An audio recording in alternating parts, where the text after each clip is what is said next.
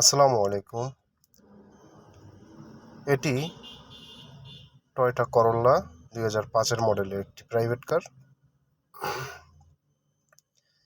এই গাড়িটির কিছু বেসিক ধারণা আমি আপনাদের দিব আজকে, যেটা আপনি প্রতিদিন গাড়ি সকালবেলায় স্টার্ট করার শুরুতে যে জিনিসগুলো চেক করবেন, এর ভিতরে মোবিল, গিয়ার অয়েল, পানি, ব্রেক অয়েল, এই সব জিনিস চেক করেই আপনি গাড়িটি গ্যারেজ থেকে বের করবেন।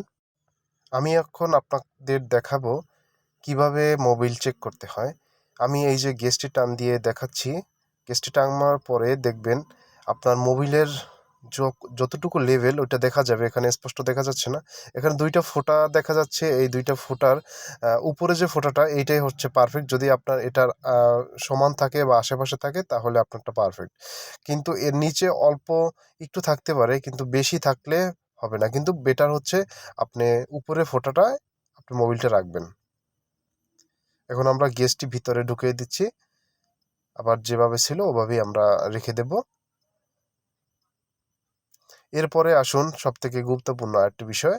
আমরা মূলত অনেকেই আছি গিয়ার চেঞ্জ করি, কিন্তু গিয়ার অয়েলের গেজ আপনার চেক করে দেখি না যে গিয়ার অয়েল ঠিক আছে কিনা। আমার এই গাড়িটি মাল্টি গিয়ার বক্সে গেজ থাকে, কিন্তু সিবিডি গিয়ার বক্সে গেজ থাকে না। এই যে আপনারা দেখতে পাচ্ছেন গেজটির মোট কাটা কাটা 4টি দাগ আছে।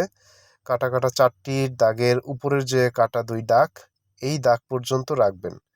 এরপরে যে নিচের 2 দাগ, এটা একদম লো, এ পর্যন্ত রাখা যাবে না। উপরের 2 দাগের কাটা দাগ পরিমাণ গিয়ার অয়েল সবসময় রাখবেন, তাহলে আপনার গিয়ার অয়েলটি পারফেক্ট আছে বুঝতে পারবেন।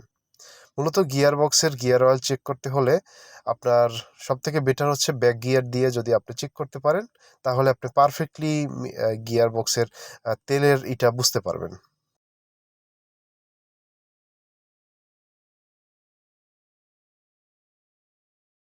এখন আমি আরেকটি জিনিস দেখাবো, যেটা গাড়ির সবথেকে খুব গুরুত্বপূর্ণ মেইন জিনিস হচ্ছে রেডিয়েটর। আপনি রেডিয়েটরের পানি যদি প্রতিদিন চেক না করেন, তাহলে আপনার খুবই খারাপ কিছু আপনার সাথে হতে পারে। এই জন্য সর্বদা রেডিয়েটর পানি চেক করবেন। দেখেন আমি যে মুখটা খুললাম, আমার খোলা মাত্র আমার কুলিং ওয়াটার দেখা যাচ্ছে, কিন্তু আমি এক্সপায়ার ট্যাঙ্কি চেক করতেছি। এক্সপায়ার ট্যাঙ্কিতে আসলে পানি একটু কম আছে, এজন্য পানি দরকার আছে, দেখা যাচ্ছে না। আমি একটা বোতলে কিছু কুলিং পানি, গ্রিন ওয়াটার রেখে দিয়েছিলাম। এই গ্রিন ওয়াটারটা আমি ঢেলে দিব। যতটুকু আছে অতটুকু পরিমাণই ঢেলে দিব। ঢালার পরবর্তীতে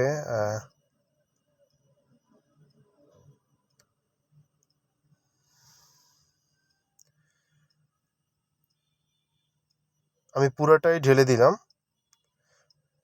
ঢেলে দেওয়ার পরে দেখা যাচ্ছে কিছুটা, হ্যাঁ, কাছাকাছি চলে আসছে পানির লেভেল। আপনারা মোটামুটি সবসময় এই জিনিসগুলো চেক করে রাখবেন। পানির এক্সপায়ার ট্যাঙ্কিতে পানি আছে কিনা এটা চেক করবেন। তার পাশাপাশি রেডিয়েটরের মুখে খুলেও চেক করে নেবেন যে পানি আছে কিনা। যাই হোক, এই হচ্ছে আপনার রেডিয়েটর। আর রেডিয়েটরের মুখাটা ভালোভাবে আটকাবেন, দেখে আপনি ঠিকভাবে মুখাটা আটকিয়ে রাখবেন। তা না হলে এখান থেকে পানি বের হয়ে গেলে আপনার গাড়ির অনেক বড় ক্ষতি হতে পারে।